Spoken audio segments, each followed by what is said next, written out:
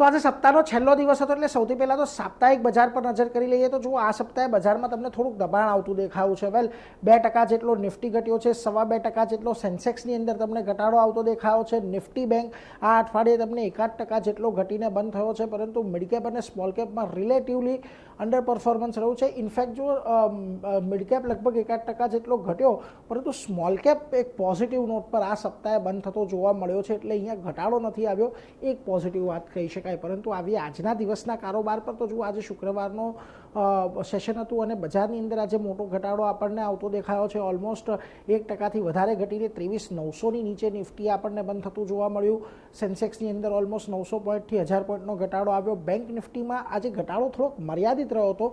મહત્વની વાત રહી કે 56,000ના લેવલ આજના દિવસે અહીંયાથી આપણને ડિફેન્ડ થતા દેખાયા છે.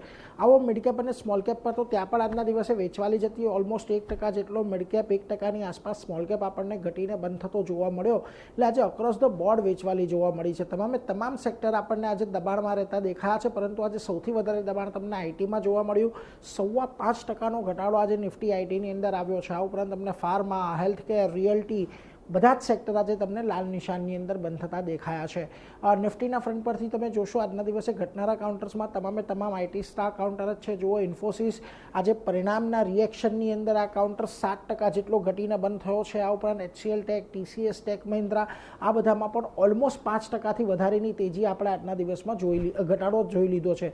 જ્યાં આગળ આજના દિવસે થોડીક રાહત રહી હતી નિફ્ટીના ફ્રન્ટ પરથી. જુઓ call India, Trent, Hindalco, Nestle મોટી તેજી નથી આવી, પરંતુ તેજી લીલું નિશાન ટકાવી રાખવામાં આ બધા સ્ટોક સફળ રહ્યા છે. મિડકેપની અંદર પણ આજે તમને જ્યાં ઘટાડો હતો એમાં આઈટી કાઉન્ટર્સનો જ ભાર થોડુંક વધારે હતું. જુઓ પર્સિસ્ટન્ટ, કોફોર્જ, એમ્ફેસિસ આ ત્રણેમાં તમને ઓલમોસ્ટ સારા એવા ઘટાડા સાથે કામકાજ થતું જોવા મળ્યું. આલ્કેમના સીઈઓએ પદ છોડ્યાના સમાચાર આવ્યા, ત્યારબાદ આજે લગભગ 5%નો ઘટાડો તમને અહીંયા જોવા મળ્યો છે. મિડકેપમાં જ્યાં આગળ થોડી ઘણી તેજી હતી એમાં જુઓ કોચિન શિપયાર્ડ, હુડકો, MNDC અને GE વર્નોવાનો સમાવેશ થાય છે, પરંતુ એવા કોઈ બહુ વધારે સંખ્યાબળ અહીંયા હતું નહીં, એટલે આજે અહીંયા પણ આપણને ઘટાડા તરફી જ કારોબાર જોવા મળ્યો.